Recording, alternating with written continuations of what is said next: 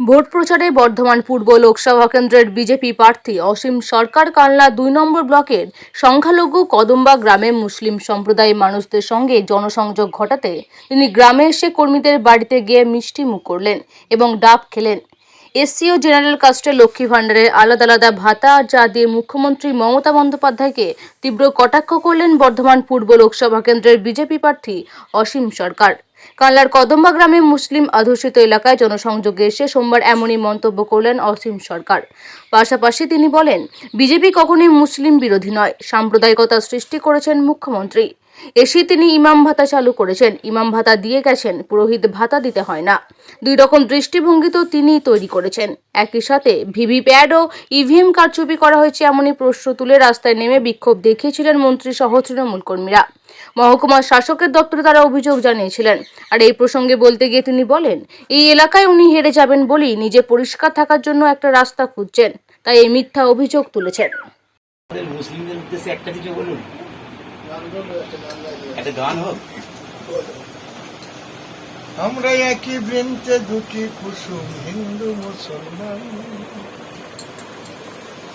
হিন্দু তার নয়ন মনি, মুসলিম তার প্রাণ।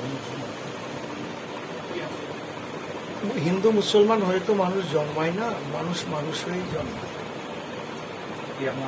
বিভিন্ন পদ্ধতিতে একই ঈশ্বরের সাধনা করে সবাই। আলাদা হরি, আলাদা আল্লাহ, আলাদা গড, এরকম কিছু নেই জগতে। একটা পাওয়ার আছে, সেই পাওয়ারের ভিন্ন ভিন্ন নাম। আমরা মারামারি করি, ঝগড়া করি, যা কিছু করি, এটা এক শ্রেণীর ধর্মান্ধ যারা ধর্ম নিয়ে বিজনেস করে, তাদের জন্য এগুলো সৃষ্টি হয়। কিন্তু প্রকৃত ধার্মিক কখনো ওটা করতে পারে না। আমার গুরুদেব ভব পাগলা আমাকে সেই শিক্ষাই দিয়ে গেছে। আমার একটা গানের পদে আছে, বলিতে কি পারে কেহ আল্লাহর হরিতে, কবে কোথা দেখিয়েছে মারামারি করিতে। এনার বাড়িতে উপস্থিত হয়েছে। দেখুন, কুতুব ভাই সে একজন রাষ্ট্রবাদী মুসলমান, অর্থাৎ কিনা সে এই দুর্নীতির বিরুদ্ধে লড়াই করে। সে যে দলই হোক, কুতুব ভাই হচ্ছে দুর্নীতি মুক্ত বাংলা চায়। যে জন্য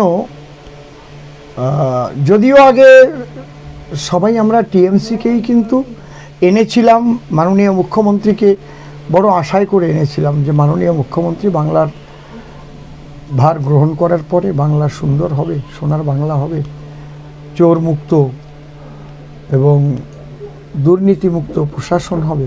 কিন্তু পরবর্তীতে যখন কুতুব ভাই দেখলেন যে না, যেটা চেয়েছিলাম তা হলো না, তার উল্টোটা হলো, তারপর উনি বিজেপিকে মনে প্রাণে সমর্থন করেন।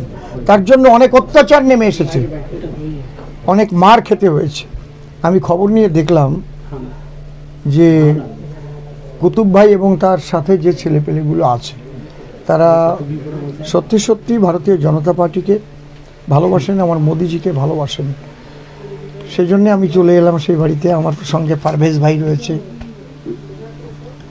আমি এসে মায়ের যে স্নেহ পেলাম এবং এত সুন্দর কথা এবং বুনিয়াদি ফ্যামিলি, আমার খুব ভালো লাগলো।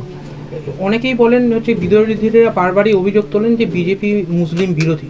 সেই ক্ষেত্রে এনার বাড়িতে এসে হচ্ছে গিয়ে কি বলবেন এই বিষয়ে? এই যে কথাটা বলে, এটা হচ্ছে রাজনৈতিক ফায়দা লোটার জন্য বলে। আপনি দেখুন, যা কিছু আমার মোদিজির যত পরিকল্পনা, যা কিছু প্রকল্প, শুধু হিন্দুদের জন্য কিছু করেছেন তিনি বলতে পারবেন? বরং এই সাম্প্রদায়িকতা সৃষ্টি করেছেন মাননীয় মুখ্যমন্ত্রী মমতা বন্দ্যোপাধ্যায়। এসেই কি দরকার ছিল ইমাম ভাতা দেওয়ার? ইমাম ভাতা দিতে গেলে তাহলে পুরোহিত ভাতা দিতে হয় না? তাহলে এই যে দুরকমের দৃষ্টিভঙ্গি, মাননীয় প্রধানমন্ত্রী আপনি দেখুন 82 কোটি মানুষকে তিনি গরিব কল্যাণ যোজনায় রেশন দিয়ে বাঁচাচ্ছেন।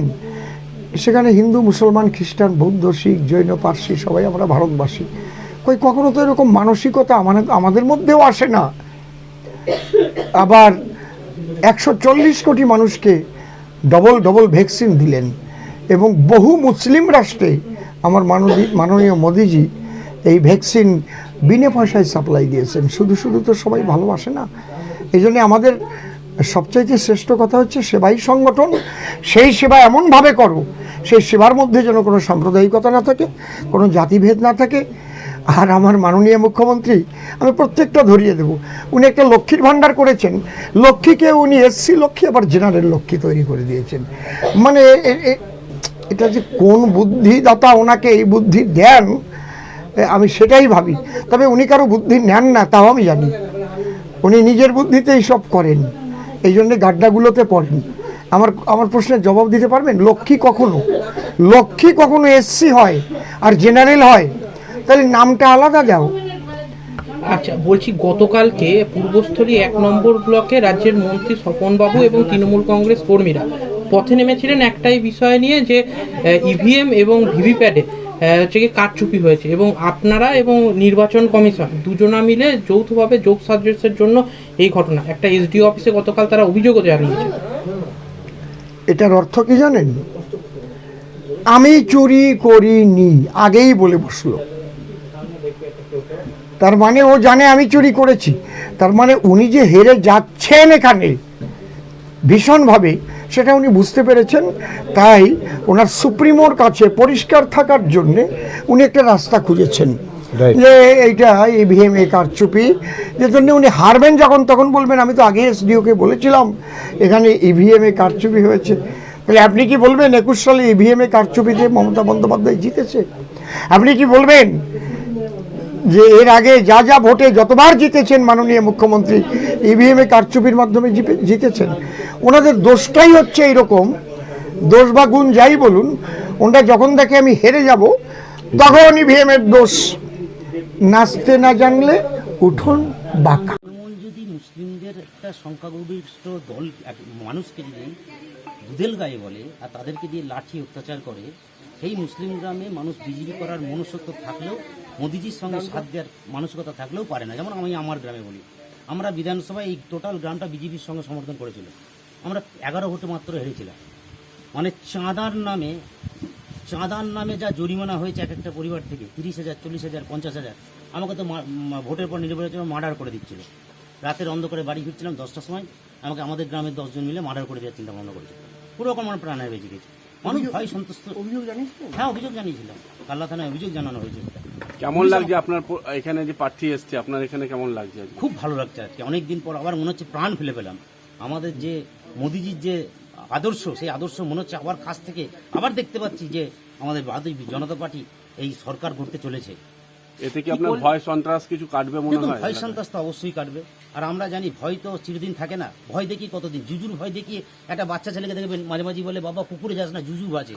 জুজু বলে আজকে পর্যন্ত আমরা কিছু দেখতে পাইনি। জুজুর ভয় দেখিয়ে এই তৃণমূল নামক সন্ত্রাস দলটা জুজুর ভয় দেখতে মুসলমানদের রেখে দিয়েছে।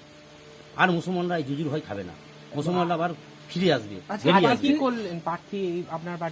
হ্যাঁ, বাইরে আমার সৌজন্যবোধ যেটুকু আমার করার কর্তব্য ছিল সেটুকু করেছি।